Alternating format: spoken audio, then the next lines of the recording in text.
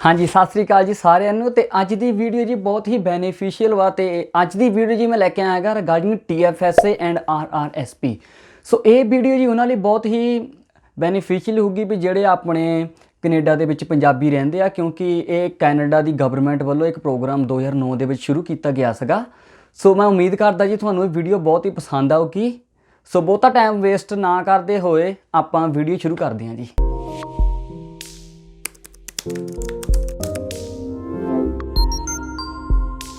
So basically TFSA ਹੁੰਦਾ ਕੀ ਹੈ ਜੀ। ਪਹਿਲਾਂ ਆਪਾਂ TFSA ਦੀ ਗੱਲ ਕਰਦੇ ਹਾਂ, ਉਸ ਤੋਂ ਬਾਅਦ ਜੀ ਆਪਾਂ RRSP ਦੀ ਵੀ ਗੱਲ ਕਰਾਂਗੇ। ਸੋ ਬੇਸਿਕਲੀ ਜਿਹੜੀ TFSA ਦਾ ਮਤਲਬ ਹੈ ਜੀ ਟੈਕਸ ਫ੍ਰੀ ਸੇਵਿੰਗ ਅਕਾਊਂਟ। ਸੋ ਟੈਕਸ ਫ੍ਰੀ ਸੇਵਿੰਗ ਅਕਾਊਂਟ ਦਾ ਮਤਲਬ ਇਹ ਆ ਵੀ ਕੋਈ ਵੀ ਇੰਟਰਸਟ ਜਾਂ ਕੋਈ ਵੀ ਪੈਸਾ ਤੁਸੀਂ ਇਹਦੇ ਵਿੱਚ ਪਾਉਂਦੇ ਹੋ ਤੇ ਉਹਨੂੰ ਕਿਤੇ ਇਨਵੈਸਟ ਕਰਦੇ ਹੋ ਤਾਂ ਤੁਹਾਨੂੰ ਉਹਦੇ ਉੱਪਰ ਕੋਈ ਵੀ ਟੈਕਸ ਨਹੀਂ ਪਊਗਾ। ਸੋ ਇਹ ਕੌਣ ਆਪਣਾ ਅਪਲਾਈ ਕਰ ਸਕਦਾ ਹੈ? ਸੋ ਇਹ ਉਹ ਲੋਕ ਕਰ ਸਕਦੇ ਨੇ ਵੀ ਜਿਹੜੇ 18 ਸਾਲ ਤੋਂ ਵੱਧ ਦੀ ਉਮਰ ਦੇ ਨੇ ਤੇ ਜਿਨ੍ਹਾਂ ਕੋਲ ਵੈਲਿਡ ਇੱਕ ਸਿਨ ਨੰਬਰ ਆ। ਸੋ ਜਿਹਦੇ ਕੋਲ ਵੈਲਿਡ ਸਿਨ ਨੰਬਰ ਆ ਤੇ 18 ਸਾਲ ਤੋਂ ਵੱਧ ਦੀ ਉਮਰ ਵਾ, ਕੋਈ ਵੀ ਬੰਦਾ ਆ ਜੀ ਉਹ TFSA ਅਕਾਊਂਟ ਖੋਲ੍ਹ ਸਕਦਾ ਆ। ਤੇ ਇਹ ਅਕਾਊਂਟ ਦੇ ਬਹੁਤ ਹੀ ਫਾਇਦੇ ਨੇ, ਕਿਉਂਕਿ ਇਹਦੇ ਵਿੱਚ ਜਦੋਂ ਤੁਸੀਂ ਪੈਸੇ ਪਾਉਂਦੇ ਹੋ ਤਾਂ ਜਦੋਂ ਵੀ ਤੁਸੀਂ ਕੋਈ ਇੰਟਰਸਟ ਇਹਦੇ ਉੱਪਰ ਗੇਨ ਕਰਦੇ ਹੋ ਤਾਂ ਤੁਹਾਨੂੰ ਉਹਦੇ ਉੱਪਰ ਕੋਈ ਵੀ ਟੈਕਸ ਨਹੀਂ ਪਊਗਾ। ਸੋ ਜੇ ਤੁਸੀਂ ਬਾਈ ਚਾਂਸ ਆਪਣੇ ਬੈਂਕ ਦੇ ਵਿੱਚ ਜਾਂਦੇ ਹੋ ਤੇ ਤੁਸੀਂ ਉਹਨਾਂ ਦੇ ਕੋਈ ਪਲਾਨ ਵਗੈਰਾ ਜਿਹੜਾ ਚੱਲ ਰਿਹਾ ਹੋਊਗਾ ਤੇ ਉਹਦੇ ਵਿੱਚ ਤੁਸੀਂ ਆਪਣੀ ਸੇਵਿੰਗ ਅਕਾਊਂਟ ਖੋਲ੍ਹਦੇ ਹੋ ਤੇ ਕਈ ਸਾਲਾਂ ਬਾਅਦ ਉੱਪਰ ਜਿਹੜਾ ਤੁਹਾਨੂੰ ਇੰਟਰਸਟ ਜਿਹੜਾ ਤੁਸੀਂ ਗੇਨ ਕੀਤਾ ਹੋਊਗਾ ਜੀ ਤੁਹਾਨੂੰ ਉਹਦੇ ਉੱਪਰ ਟੈਕਸ ਜ਼ਰੂਰ ਪਊਗਾ। ਪਰ ਜਿਹੜਾ TFSA ਦੇ ਵਿੱਚ ਇਹਦੇ ਵਿੱਚ ਤੁਹਾਨੂੰ ਕੋਈ ਟੈਕਸ ਨਹੀਂ ਪੈਂਦਾ ਜੀ।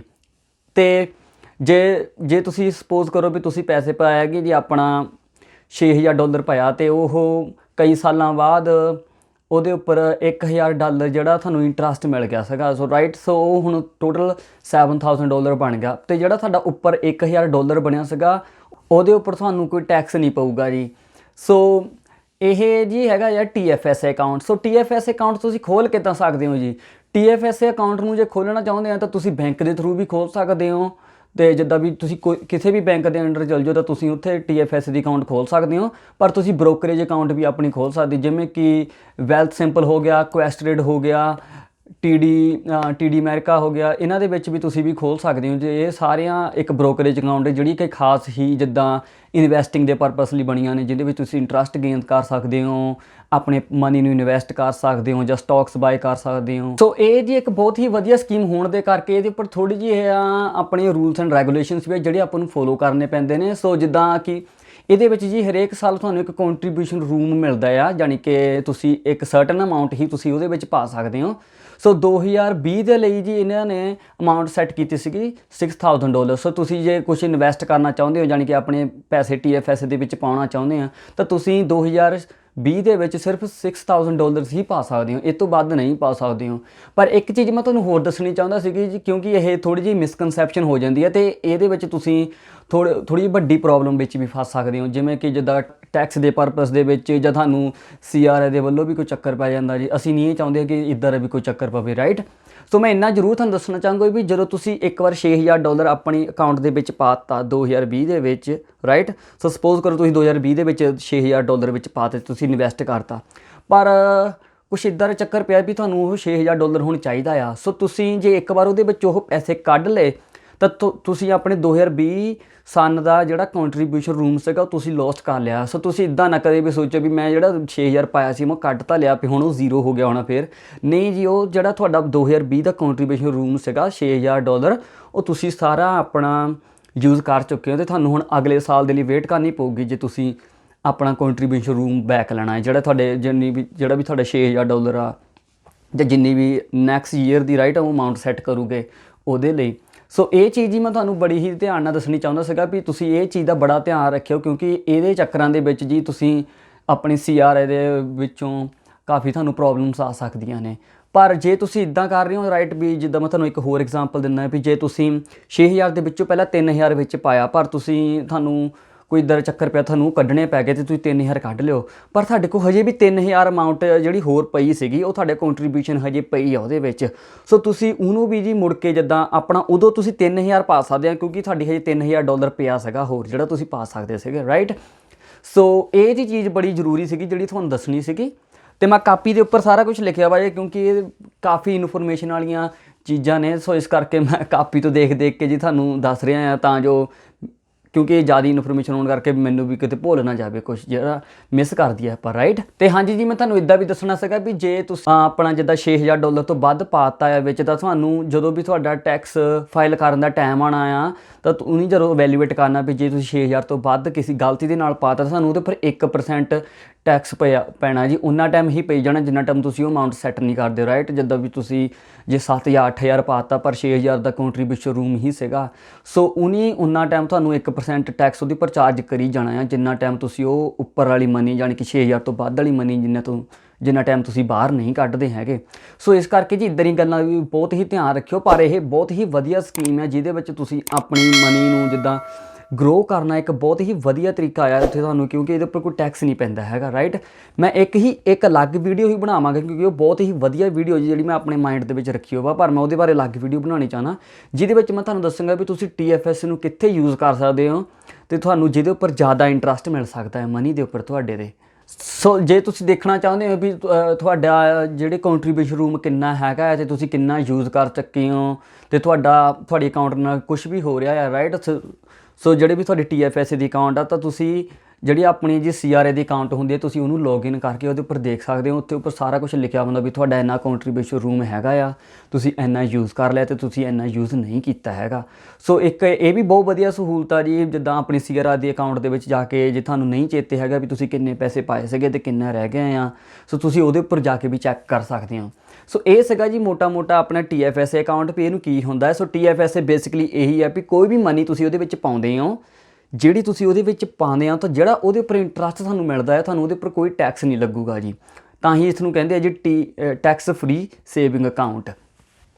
ਸੋ ਦੂਜੇ ਨੰਬਰ 'ਤੇ ਜੀ ਆਪਣਾ ਆਉਂਦਾ ਹੈਗਾ ਆ RRSP। ਸੋ RRSP ਦਾ ਮਤਲਬ ਹੈਗਾ ਵੀ ਜੀ ਰਜਿਸਟਰ ਰਿਟਾਇਰਮੈਂਟ ਸੇਵਿੰਗ ਪਲਾਨ।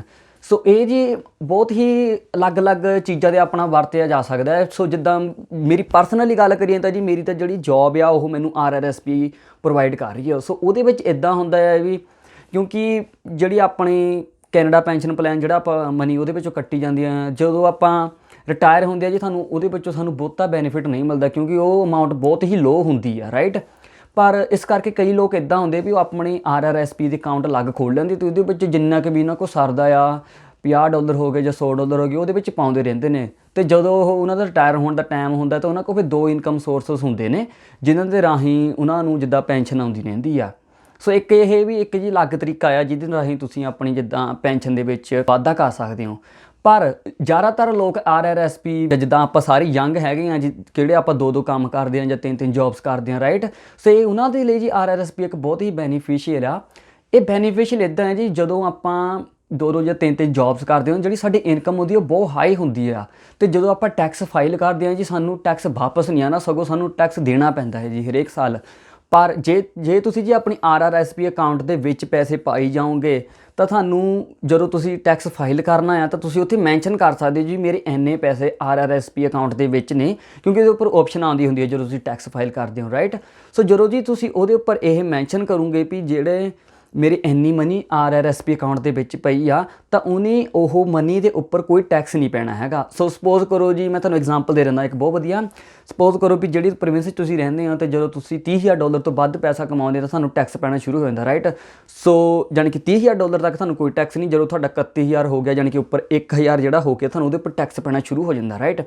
ਪਰ ਤੁਸੀਂ ਸੋਚੋ ਵੀ ਤੁਸੀਂ 50,000 ਬਣਾ ਰਿਹਾ ਹੈ ਐਨੂਅਲੀ, ਤੁਸੀਂ ਜੀ 50,000 ਬਣਾ ਰਹੇ ਹੋ ਪਰ ਤੁਸੀਂ ਟੈਕਸ ਤੋਂ ਬਚਣਾ ਚਾਹੁੰਦੇ ਹੋ। ਸੋ ਤੁਸੀਂ ਟੈਕਸ ਤੋਂ ਜੀ ਬਚਣ ਦੇ ਲਈ ਜਿਹੜਾ ਆਪਣਾ 20,000 ਜੇ ਤੁਹਾਡੇ ਕੋਲ ਸੇਵਿੰਗ 'ਚ ਹੈਗਾ ਆ, ਜੇ ਤੁਸੀਂ ਸੋਚ ਰਹੇ ਹੋ ਵੀ ਮੈਂ ਇਹਨੂੰ RRSP 'ਚ ਪਾ ਦੇਵਾਂ ਤਾਂ ਤੁਸੀਂ ਉਹ ਆਪਣਾ 20,000 ਉੱਪਰਲਾ ਜੀ RRSP ਦੇ ਵਿੱਚ ਜੇ ਪਾ ਦੂੰਗੇ ਤਾਂ ਸਿਰਫ ਗਵਰਨਮੈਂਟ ਨੇ ਇੱਦਾਂ ਹੀ ਸੋਚਣਾ ਵੀ ਨਹੀਂ ਜੀ, ਉਹਨਾਂ ਨੂੰ ਸਾਰਾ ਕੁਝ ਪਤਾ ਹੁੰਦਾ ਕਿਉਂਕਿ RRSP ਅਕਾਊਂਟ ਵੀ ਉਹਨਾਂ ਦੀ ਆ, ਰਾਈਟ।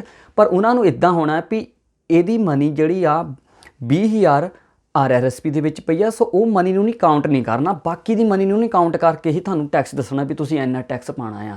ਸੋ ਇਹਦੇ ਨਾਲ ਜੀ ਤੁਹਾਨੂੰ ਇੱਕ ਬਹੁਤ ਹੀ ਵਧੀਆ ਬੈਨੀਫਿਟ ਮਿਲ ਜਾਣਾ ਕਿਉਂਕਿ ਜਦੋਂ ਤੁਸੀਂ ਯੰਗ ਹੁੰਦੇ ਹੋ 2 3 ਜੋਬਸ ਕਰਦੇ ਹੋ ਤੁਹਾਡੀ ਜਿਹੜੀ ਇਨਕਮ ਦੀ ਟੈਕਸ ਬ੍ਰੈਕਟ ਹੁੰਦੀ ਉਹ ਬਹੁਤ ਜ਼ਿਆਦਾ ਹੁੰਦੀ ਆ ਜੀ, ਪਰ ਤੁਸੀਂ ਉਦੋਂ ਇੱਦਾਂ ਬਚ ਸਕਦੇ ਹੋ। ਹੁਣ ਮੈਂ ਇੱਦਾਂ ਵੀ ਕਹਿਣਾ ਚਾਹੁੰਦਾ ਵੀ ਜਦੋਂ ਤੁਸੀਂ 30,000 ਤੱਕ ਕਮਾਉਂਦੇ ਹੋ ਜਾਂ 30 ਜਾਂ 40,000 ਤੱਕ, ਉਦੋਂ ਤੁਸੀਂ ਸਭ ਤੋਂ ਲੋ ਇਨਕਮ ਟੈਕਸ ਬ੍ਰੈਕਟ ਦੇ ਵਿੱਚ ਹੁੰਦੇ ਹੋ।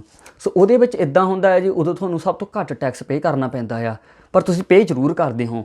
ਜਦੋਂ ਜਿੱਦਾਂ ਤੁਹਾਡੀ ਪੇ ਵਧੀ ਜਾਣੀ ਹੈ, 2-2 3-3 ਜੌਬਸ ਕਰਦੇ ਹੋ, ਤੁਹਾਡੀ ਪੇ ਵੀ ਉਨੀ ਵਧੀ ਜਾਂਦੀ ਹੈ ਅਤੇ ਤੁਹਾਡਾ ਟੈਕਸ ਵੀ ਉਨਾ ਹੀ ਜ਼ਿਆਦਾ ਵਧੀ ਜਾਂਦਾ ਹੈ। ਜੇ ਤੁਸੀਂ 30,000 ਵਾਲੀ 30 ਤੋਂ 50,000 ਵਾਲੀ ਟੈਕਸ ਬ੍ਰੈਕਟ ਦੇ ਵਿੱਚ ਜੇ ਤੁਸੀਂ 5% ਦੇ ਰਹੇ ਹੋ, ਜੇ ਤੁਸੀਂ 50,000 ਤੋਂ ਵੱਧ ਕਮਾ ਰਹੇ ਹੋ ਤਾਂ ਤੁਹਾਨੂੰ ਉਹੀ 15% ਟੈਕਸ ਦੇਣਾ ਪੈਂਦਾ ਆ, ਰਾਈਟ। ਸੋ ਉੱਦਾਂ ਦੀਆਂ ਚੀਜ਼ਾਂ ਦੇ ਉੱਪਰ ਜੀ RRSP ਬੜਾ ਹੀ ਆਪਣੀ ਬੈਨੀਫੀਸ਼ੀਅਲ ਆ। ਮੈਂ ਤੁਹਾਨੂੰ ਇੱਦਾਂ ਦੱਸ ਰਿਹਾ ਜੀ ਕਿਹੜੇ ਅਲੱਗ-ਅਲੱਗ ਜਿੱਦਾਂ ਤਰੀਕੇ ਹੈਗੇ ਨੇ ਜਿਨ੍ਹਾਂ ਨਾਲ ਤੁਸੀਂ RRSP ਦੇ TFS ਯੂਜ਼ ਕਰ ਸਕਦੇ ਹੋ। ਬਾਕੀ ਤੁਹਾਡੇ 'ਤੇ ਸਾਰਾ ਡਿਪੈਂਡ ਆ ਜੀ, ਤੁਸੀਂ ਆਪਣੀ ਖੁਦ ਵੀ ਰਿਸਰਚ ਕਰ ਸਕਦੇ ਹੋ ਜਾਂ ਤੁਸੀਂ ਆਪਣੇ ਨੇੜੇ ਤੇੜੇ ਜਿਹੜਾ ਵੀ ਤੁਹਾਡਾ ਹੈਗਾ ਆ ਜੀ ਆਪਣਾ ਅਕਾਊਂਟੈਂਟ ਵਗੈਰਾ, ਜਾਂ ਤੁਸੀਂ ਉਹਦੇ ਨਾਲ ਵੀ ਸਲਾਹ ਕਰ ਸਕਦੇ ਹੋ, ਰਾਈਟ। ਸੋ ਨੈਕਸਟ ਕੁਐਸਚਨ ਇਹ ਆਉਂਦਾ ਜੀ ਇਹਦੀ ਲਿਮਿਟ ਕਿੰਨੀ ਆ। ਸੋ ਇਹਦੀ ਲਿਮਿਟ ਪਤਾ ਕਰਨ ਦੇ ਲਈ ਜੀ ਤੁਹਾਨੂੰ ਆਪਣੀ CRI ਦੀ ਅਕਾਊਂਟ ਦੇ ਵਿੱਚ ਜਾਣਾ ਪਊਗਾ ਅਤੇ ਉਹਦੇ ਉੱਪਰ ਤੁਸੀਂ ਦੇਖ ਸਕਦੇ ਹੋ ਜੀ ਉਹਦੇ ਉੱਪਰ ਲਿਖੀ ਹੁੰਦੀ ਵੀ ਤੁਹਾਡੇ CRI ਦੇ ਵਿੱਚ ਲਿਖਿਆ ਹੁੰਦਾ ਵੀ ਤੁਹਾਡੀ RRSP ਦੀ ਇੰਨੀ ਹੀ ਲਿਮਿਟ ਹੁੰਦੀ ਆ। ਸੋ ਜਿੰਨੀ ਉਹਦੇ ਉੱਪਰ ਲਿਮਿਟ ਹੁੰਦੀ ਆ ਜੀ ਉਹਦੇ ਉੱਪਰ ਤੁਸੀਂ $2,000 ਵੱਧ ਪਾ ਸਕਦੇ ਹੋ। ਉਹ ਤੋਂ ਵੱਧ ਨਾ ਪਾਓ, 2,000 ਤੋਂ ਵੱਧ ਨਾ ਪਾਓ ਜੀ, ਮੈਂ ਤੁਹਾਨੂੰ ਇਹੀ ਸਲਾਹ ਦਊਂਗਾ, ਕਿਉਂਕਿ ਉਸ ਤੋਂ ਬਾਅਦ ਤੁਹਾਨੂੰ ਫਿਰ 1% ਟੈਕਸ ਪੈਣ ਲੱਗ ਪੈਂਦਾ ਅਤੇ ਉਹ ਤੁਹਾਨੂੰ ਉਨਾ ਟਾਈਮ ਪਈ ਜਾਣਾ ਹੈ ਜਿੰਨਾ ਟਾਈਮ ਤੁਸੀਂ ਉਹਦੇ ਉੱਪਰੋਂ ਆਪਣਾ ਮਨੀ ਨਹੀਂ ਬਾਹਰ ਕੱਢਦੇ ਹੈਗੇ। ਹੁਣ RRSP ਦਾ ਇੱਦਾਂ ਇਹ ਦੂਜਾ ਹੈਗਾ ਆ ਜੀ, ਜਦੋਂ ਤੁਸੀਂ ਇਹਦੇ ਵਿੱਚ ਪੈਸੇ ਪਾ ਰਹੇ ਹੋ ਉਨਾ ਟਾਈਮ ਤਾਂ ਇਹਦਾ ਕੋਈ ਟੈਕਸ ਨਹੀਂ ਪੈਣਾ ਹੈਗਾ, ਪਰ ਜਦੋਂ ਤੁਸੀਂ ਮਨੀ ਕੱਢਣੀ ਆ ਉਦੋਂ ਤੁਹਾਨੂੰ ਟੈਕਸ ਜ਼ਰੂਰ ਪਊਗਾ। ਪਰ ਇਹਦਾ ਇੱਕ ਜ਼ਰੂਰ ਬੈਨੀਫਿਟ ਹੋਵੇ, ਜਿੱਦਾਂ ਮੈਂ ਦੱਸਿਆ ਸੀਗਾ ਪਹਿਲਾਂ ਵੀ ਜਦੋਂ ਤੁਸੀਂ ਯੰਗ ਹੁੰਦੇ ਹੋ, ਤੁਸੀਂ 2 ਜਾਂ 3 ਕੰਮ ਕਰਦੇ ਹੋ, ਰਾਈਟ, ਤਾਂ ਉਦੋਂ ਤੁਹਾਡੇ ਇਨਕਮ ਟੈਕਸ ਦੀ ਬ੍ਰੈਕਟ ਜ਼ਿਆਦਾ ਹੁੰਦੀ ਆ। ਪਰ ਜਦੋਂ ਤੁਸੀਂ ਰਿਟਾਇਰ ਹੋਣ ਦੇ ਨੇੜੇ ਹੁੰਦੇ, ਤੁਸੀਂ ਮੋਸਟ ਆਫ ਦੀ ਟਾਈਮ ਇੱਕ ਹੀ ਜੋਬ ਕਰ ਰਹੇ ਹੁੰਦੇ ਹੋ, ਰਾਈਟ, ਤਾਂ ਤੁਹਾਡੀ ਇਨਕਮ ਟੈਕਸ ਦਾ ਬ੍ਰੈਕਟ ਥੋੜ੍ਹੀ ਘੱਟ ਹੋਣ ਕਰਕੇ ਜਦੋਂ ਤੁਸੀਂ ਮਨੀ ਬਾਹਰ ਉਹਦੇ ਵਿੱਚੋਂ ਕੱਢਦੇ ਹੋ RRSP ਦੇ ਵਿੱਚੋਂ, ਤਾਂ ਤੁਹਾਨੂੰ ਇੰਨਾ ਟੈਕਸ ਨਹੀਂ ਪੈਂਦਾ ਜਿੰਨਾ ਤੁਹਾਨੂੰ ਪਹਿਲਾਂ ਪੈ ਸਕਦਾ ਸੀਗਾ, ਰਾਈਟ। ਸੋ ਬਾਕੀ ਦੀਆਂ ਗੱਲਾਂ ਇੱਦਾਂ ਸੀਗੀਆਂ ਜੀ ਵੀ ਜਦੋਂ ਵੀ ਤੁਸੀਂ ਆਪਣਾ ਟੈਕਸ ਫਾਈਲ ਕਰਨਾ ਹੈ ਤਾਂ ਉਹਦੇ ਵਿੱਚ ਆਪਸ਼ਨ ਜ਼ਰੂਰ ਆਉਂਦੀ ਹੁੰਦੀ ਵੀ ਤੁਹਾਡੀ RRSP ਅਕਾਊਂਟ ਹੈਗੀ ਆ, ਤਾਂ ਮੈਂ ਤੁਹਾਨੂੰ ਇਹੀ ਦੱਸੂੰਗਾ ਵੀ ਤੁਸੀਂ ਉਹਦੇ ਵਿੱਚ ਯੈਸ ਲਿਖਣਾ ਆ ਤਾਂ ਜੋ ਉਹਨਾਂ ਨੂੰ ਪਤਾ ਲੱਗ ਜਾਵੇ ਵੀ ਤੁਹਾਡੀ ਮਨੀ ਉੱਧਰ ਵੀ ਪਈ ਆ, ਤਾਂ ਜੋ ਤੁਹਾਨੂੰ ਵੱਧ ਟੈਕਸ ਨਾ ਦੇਣਾ ਪਵੇ। ਅਤੇ ਇਹਦੀ ਡੈਡਲਾਈਨ ਹੁੰਦੀ ਹੈ ਜੀ 71 ਸਾਲ, 71 ਈਅਰ। ਸੋ ਜਦੋਂ ਤੁਸੀਂ 71 ਈਅਰ ਦੇ ਹੋਗੇ ਤਾਂ ਉਸ ਤੋਂ ਬਾਅਦ ਤੁਸੀਂ RRSP ਦੇ ਵਿੱਚ ਕੰਟਰੀਬਿਊਟ ਨਹੀਂ ਕਰ ਸਕਦੇ, ਕਿਉਂਕਿ ਉਹ ਤੁਹਾਡੀ ਡੈਡਲਾਈਨ ਆ, ਉਸ ਤੋਂ ਬਾਅਦ ਤੁਸੀਂ ਨਹੀਂ ਇਹਦੇ ਵਿੱਚ ਪੈਸੇ ਨਹੀਂ ਪਾ ਸਕਦੇ। ਇਹਦੇ ਵਿੱਚ ਜੀ ਤੁਹਾਨੂੰ ਇੱਕ ਬਹੁਤ ਹੀ ਵਧੀਆ ਸਹੂਲਤ ਮਿਲਦੀ ਹੈ ਜਿਹਨੂੰ ਕਹਿੰਦੇ ਆ HBP ਹੋਮ ਬਾਇਰ ਪਲਾਨ। ਸੋ ਹੋਮ ਬਾਇਰ ਪਲਾਨ ਦਾ ਮਤਲਬ ਇੱਦਾਂ ਆ ਵੀ ਜਦੋਂ ਤੁਹਾਡੀ RRSP ਅਕਾਊਂਟ ਹੈਗੀ ਆ, ਸੋ ਤੁਸੀਂ ਆਪਣੀ RRSP ਦੇ ਵਿੱਚ ਗਵਰਨਮੈਂਟ ਆਫ ਕੈਨੇਡਾ ਨੂੰ ਇੱਦਾਂ ਦੱਸ ਸਕਦੇ ਹੋ ਵੀ ਮੈਂ ਘਰ ਲੈਣ ਲੱਗਾ ਆ ਅਤੇ ਮੈਨੂੰ ਪੈਸਿਆਂ ਦੀ ਲੋੜ ਆ। ਸੋ 2020 ਦੀ ਅਮਾਊਂਟ ਹੈਗੀ ਆ ਜੀ 35K, ਯਾਨੀ ਕਿ 35,000। ਸੋ 35,000 ਜੀ ਤੁਸੀਂ ਗਵਰਨਮੈਂਟ ਆਫ ਕੈਨੇਡਾ ਤੋਂ ਲੈ ਸਕਦੇ ਹੋ ਅੰਡਰ RRSP ਦੇ ਵਿੱਚ, ਅਤੇ ਤੁਹਾਡੇ ਕੋਲ ਜੀ ਅਗਲੇ 15 ਸਾਲਾਂ ਦੇ ਵਿੱਚ ਉਹ ਤੁਸੀਂ ਮਨੀ ਸਾਰੀ ਰਿਟਰਨ ਕਰਨੀ ਹੁੰਦੀ ਆ। ਪਰ ਇੱਕ ਗੱਲ ਹੋਰ ਸੀਗੀ ਜੀ, ਜਦੋਂ ਮੈਂ ਰਿਸਰਚ ਕਰ ਰਿਹਾ ਸੀਗਾ ਉਹਦੇ ਵਿੱਚ ਲਿਖਿਓ ਸੀ ਵੀ ਜਿਹੜੇ 15 ਸਾਲ ਨੇ, ਜਿੱਦਾਂ ਤੁਸੀਂ 2020 ਦੇ ਵਿੱਚ $35,000 ਆਪਣੀ RRSP ਅਕਾਊਂਟ ਦੇ ਵਿੱਚੋਂ ਲਿਆ ਗਵਰਨਮੈਂਟ ਆਫ ਕੈਨੇਡਾ ਤੋਂ, ਰਾਈਟ। ਸੋ 2020 ਦੇ ਵਿੱਚ ਤੁਸੀਂ 35,000 ਲੈ ਲਿਆ, ਪਰ ਉਹ ਜਿਹੜੇ ਤੁਹਾਡੇ 15 ਸਾਲ ਦਾ ਪੀਰੀਅਡ ਸ਼ੁਰੂ ਹੋਣਾ ਆ 2022 ਦੇ ਵਿੱਚ ਸ਼ੁਰੂ ਹੋਊਗਾ, ਜਾਣੀ ਕਿ 2 ਸਾਲਾਂ ਬਾਅਦ ਸ਼ੁਰੂ ਕਰਦੇ ਨੇ। ਸੋ ਇੱਕ ਇਹ ਵੀ ਬਹੁਤ ਹੀ ਵਧੀਆ ਸਕੀਮ ਹੁੰਦੀ ਆ ਜੀ, ਜਿੱਦਾਂ ਕਈਆਂ ਕੋਲ ਥੋੜ੍ਹੇ ਬਹੁਤੇ ਪੈਸੇ ਥੋੜ੍ਹਦੇ ਹੁੰਦੇ ਨੇ, ਜਾਂ ਕਈਆਂ ਦਾ ਇੱਦਾਂ ਹੁੰਦਾ ਵੀ ਵਧੀਆ ਡੀਲ ਮਿਲ ਰਹੀ ਆ ਘਰ ਦੇ ਉੱਪਰ। ਸੋ ਹੋਮ ਬਾਇਰ ਪਲਾਨ ਪ੍ਰੋਗਰਾਮ ਉਹਦੇ ਉੱਪਰ ਬਹੁਤ ਹੀ ਵਧੀਆ ਤੁਹਾਡੇ ਲਈ ਬੈਨੀਫੀਸ਼ੀਅਲ ਹੋ ਸਕਦਾ ਆ। ਪਰ ਇਹਦੀਆਂ ਕੁਝ ਕੁ ਸ਼ਰਤਾਂ ਹੁੰਦੀਆਂ ਨੇ, ਕਿਉਂਕਿ ਉਹ ਮੇਰੇ ਹਿਸਾਬ ਨਾਲ ਜੀ ਜਦੋਂ ਤੁਸੀਂ ਹੋਮ ਬਾਇਰ ਕਰਨਾ ਹੀ ਆ ਤਾਂ ਤੁਸੀਂ ਉਹ ਸਾਰੀਆਂ ਸ਼ਰਤਾਂ ਪੂਰੀਆਂ ਕਰ ਹੀ ਦਿੰਦੇ ਨੇ, ਕਿਉਂਕਿ ਉਹਦੇ ਵਿੱਚ ਇੱਦਾਂ ਲਿਖਿਆ ਹੁੰਦਾ ਵੀ ਤੁਸੀਂ ਆਪਣਾ ਬੈਂਕ ਦੇ ਕੋਲ ਜਾਣਾ ਆ, ਜਾਂ ਤੁਸੀਂ ਆਪਣੀਆਂ ਉਹਦੇ ਵਿੱਚ ਕੁਛ ਕੰਡੀਸ਼ਨਸ ਲਿਖੀਆਂ ਹੁੰਦੀਆਂ ਨੇ, ਉਹ ਮੈਂ ਪੜ੍ਹੀਆਂ ਸੀਗੀਆਂ ਜੀ, ਅਤੇ ਮੈਨੂੰ ਲੱਗਦਾ ਜੀ ਆਪਾਂ ਸਾਰੇ ਉਹ ਕੰਡੀਸ਼ਨਸ ਪੂਰੀਆਂ ਹੀ ਕਰਦੇ ਨੇ, ਕਿਉਂਕਿ ਜਦੋਂ ਤੁਸੀਂ ਘਰ ਬਾਏ ਕਰਨਾ ਆ, ਤੁਸੀਂ ਨੋਰਮਲੀ ਵੀ ਜੇ ਘਰ ਬਾਏ ਕਰਨਾ ਹੈ ਤੁਹਾਨੂੰ ਉਹ ਸਾਰੀਆਂ ਕੰਡੀਸ਼ਨਸ ਪੂਰੀਆਂ ਕਰਨੀਆਂ ਹੀ ਪੈਂਦੀਆਂ ਨੇ। ਤਾਂ ਆਪਣਾ 15 ਸਾਲ ਦਾ ਜੀ ਪੀਰੀਅਡ ਸ਼ੁਰੂ ਹੁੰਦਾ ਆ, ਉਹਦੇ ਵਿੱਚ ਜੀ ਤੁਹਾਨੂੰ ਫਿਰ ਜਿੱਦਾਂ ਤੁਸੀਂ $35,000 ਗਵਰਨਮੈਂਟ ਆਫ ਕੈਨੇਡਾ ਤੋਂ ਲਿਆ ਵਾ, ਤਾਂ ਤੁਹਾਨੂੰ ਹਰੇਕ ਜਦੋਂ ਤੁਸੀਂ ਟੈਕਸ ਫਾਈਲ ਕਰਦੇ ਹੋ ਤਾਂ ਤੁਹਾਨੂੰ ਉਹਦੇ ਵਿੱਚ ਉਹ ਨਹੀਂ ਦੱਸ ਦਿਆ ਕਰਨਾ ਵੀ ਤੁਹਾਡਾ ਇੰਨਾ ਸਾਲ ਦਾ ਹੋਮ ਬਾਇਰ ਪਲਾਨ ਦੇ ਅੰਡਰ ਜਿਹੜੇ ਪੈਸੇ ਲਿਓ ਸੀਗੇ ਅਤੇ ਤੁਹਾਡੀ ਉਹਦੀ ਇੰਨੀ ਪੇਮੈਂਟ ਬਣਦੀ ਆ, ਰਾਈਟ। ਸੋ ਉਹ ਤੁਹਾਡੇ ਜੀ ਉਹਨੇ 15 ਸਾਲਾਂ ਦੇ ਹਿਸਾਬ ਨਾਲ ਪੇਮੈਂਟ ਸੈੱਟ ਕਰ ਦੇਣੀ ਆ, ਅਤੇ ਤੁਸੀਂ ਉਹਦੇ ਹਿਸਾਬ ਨਾਲ ਤੁਹਾਨੂੰ ਹਰੇਕ ਸਾਲ ਉਹਨੀ ਟੈਕਸ ਦੇ ਵਿੱਚ ਦੱਸ ਦਿਆ ਕਰਨਾ ਵੀ ਇੰਨੀ ਪੇਮੈਂਟ ਬਣ ਰਹੀ ਆ, ਅਤੇ ਤੁਸੀਂ ਉਹ ਪੇ ਕਰ ਦਿਆ ਕਰਨੀ। ਸੋ ਨੈਕਸਟ ਕੁਐਸਚਨ ਇਹ ਵੀ ਆਉਂਦਾ ਜੀ, ਜਦੋਂ RRSP ਆਪਾਂ ਖੋਲ੍ਹੀ ਹੋਵੇ ਅਤੇ ਸਾਡੀ ਏਜ 71 ਹੋ ਗਈ ਅਤੇ ਆਪਾਂ ਹੁਣ ਉਹਦਾ ਕਰੀਏ ਕੀ।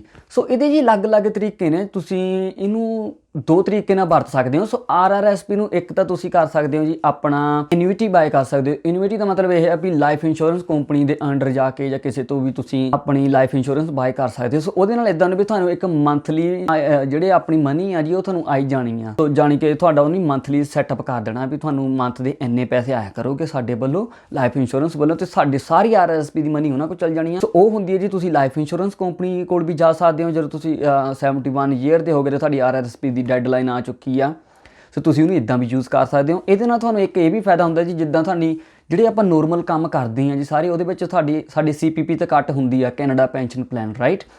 ਪਰ ਇਹ ਸਾਡੀ ਜਿਹੜੀ ਆਪਾਂ RRSP ਦੇ ਵਿੱਚ ਵੀ ਪੈਸੇ ਪਾਉਣ ਕਰਕੇ ਤਾਂ ਸਾਡੇ ਕੋਲ 2 ਇਨਕਮ ਸੋਰਸਿਸ ਹੁੰਦੇ ਨੇ ਜਿਨ੍ਹਾਂ ਨਾਲ ਸਾਨੂੰ ਆਪਣੀ ਪੈਨਸ਼ਨਸ ਆਉਂਦੀਆਂ ਰਹਿੰਦੀਆਂ ਨੇ। ਸੋ ਸਾਡੀ ਰਿਟਾਇਰਮੈਂਟ ਥੋੜ੍ਹੀ ਜਿਹੀ ਸੌਖੀ ਹੋ ਜਾਂਦੀ ਹੈ, ਕਿਉਂਕਿ ਐਵਰੇਜ ਕੈਨੇਡੀਅਨ ਨੂੰ ਜਿਹੜੀ ਪੈਨਸ਼ਨ ਮਿਲਦੀ ਹੈ ਜੀ ਉਹ ਬਹੁਤ ਹੀ ਘੱਟ ਹੁੰਦੀ ਹੈ, ਅਤੇ ਉਹਨਾਂ ਤਾਂ ਬਸ ਇੱਕ ਘਰਾਂ ਦੇ ਰੈਂਟ ਵਗੈਰਾ ਹੀ ਉਤਰਦੇ ਨੇ, ਗਰੋਸਰੀ ਵਗੈਰਾ ਕੁਛ ਨਹੀਂ ਬਾਏ ਕਰ ਹੁੰਦਾ ਜੀ। ਥੋੜ੍ਹਾ ਔਖਾ ਹੋ ਜਾਂਦਾ ਜੀ। ਅਤੇ ਦੂਜੀ ਚੀਜ਼ ਜੀ, ਤੁਸੀਂ ਇੱਦਾਂ ਵੀ ਕਰ ਸਕਦੇ, ਤੁਸੀਂ ਆਪਣੀ RRSP ਦੀ ਮਨੀ RRIF ਦੇ ਵਿੱਚ ਵੀ ਪਾ ਸਕਦੇ ਹੋ। ਸੋ ਇਹਨੂੰ ਕਹਿੰਦੇ ਆ ਰਜਿਸਟਰ ਰਿਟਾਇਰਮੈਂਟ ਇਨਕਮ ਫੰਡ। ਸੋ ਤੁਸੀਂ ਇਹਦੇ ਵਿੱਚ ਵੀ ਜੀ ਆਪਣੀ ਮਨੀ ਪਾ ਸਕਦੇ ਹੋ। ਸੋ ਇਹਦਾ ਮਤਲਬ ਇਹ ਹੈ ਵੀ ਇਹ ਬਣੀ ਹੀ ਅਕਾਊਂਟ ਇਸ ਲਈ ਆ ਵੀ ਜਿੰਨੀ ਰਿਟਾਇਰ ਹੋ ਰਹੇ ਆ ਅਤੇ ਉਹਨਾਂ ਨੂੰ ਮੰਥਲੀ ਪੇਮੈਂਟ ਸੈਟਅਪ ਕਰਕੇ ਦੇਣੀਆਂ ਹੁੰਦੀਆਂ ਨੇ।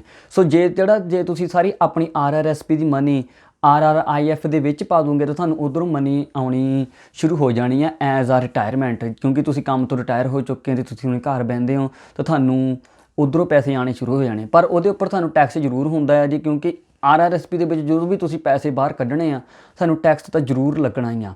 ਪਰ ਹਾਂ, ਮੈਂ ਤੁਹਾਨੂੰ ਇੱਕ ਗੱਲ ਹੋਰ ਜ਼ਰੂਰ ਦੱਸਣੀ ਸੀ ਵੀ ਜਦੋਂ ਮੈਂ ਹੋਮ ਬਾਇਰ ਪਲਾਨ ਦੀ ਗੱਲ ਕਰ ਰਿਹਾ ਸੀਗਾ, ਉਹਦੇ ਵਿੱਚ ਜਿਹੜਾ ਤੁਸੀਂ $35,000 ਗਵਰਨਮੈਂਟ ਆਫ ਕੈਨੇਡਾ ਤੋਂ ਲੈਣਾ ਆ, ਤੁਹਾਨੂੰ ਉਹਦੇ ਉੱਪਰ ਕੋਈ ਟੈਕਸ ਨਹੀਂ ਹੁੰਦਾ ਜੀ, ਉਹ ਵਿਦਆਊਟ ਟੈਕਸ ਹੁੰਦਾ ਆ, ਅਤੇ ਤੁਸੀਂ 15 ਸਾਲਾਂ ਦੇ ਵਿੱਚ ਬਸ ਉਹਨੂੰ ਵਾਪਸ ਕਰਨਾ ਹੁੰਦਾ ਆ। ਸੋ ਇਹ ਸੀਗੀ ਜੀ ਵੀਡੀਓ ਆਪਣੀ TFSA ਤੇ RRSP ਦੇ ਰਿਗਾਰਡਿੰਗ, ਅਤੇ ਮੈਂ ਉਮੀਦ ਕਰਦਾ ਜੀ ਤੁਹਾਨੂੰ ਵੀਡੀਓ ਬਹੁਤ ਹੀ ਪਸੰਦ ਆਈ ਹੋਊਗੀ। ਅਤੇ ਜੇ ਤੁਹਾਨੂੰ ਵੀਡੀਓ ਪਸੰਦ ਆਈ ਤਾਂ ਮੇਰੇ ਚੈਨਲ ਨੂੰ ਜ਼ਰੂਰ ਸਬਸਕ੍ਰਾਈਬ ਕਰਿਓ ਜੀ। ਮਿਲਦੇ ਹਾਂ ਅਗਲੀ ਵੀਡੀਓ ਦੇ ਵਿੱਚ। ਸਤਿ ਸ਼੍ਰੀ ਅਕਾਲ।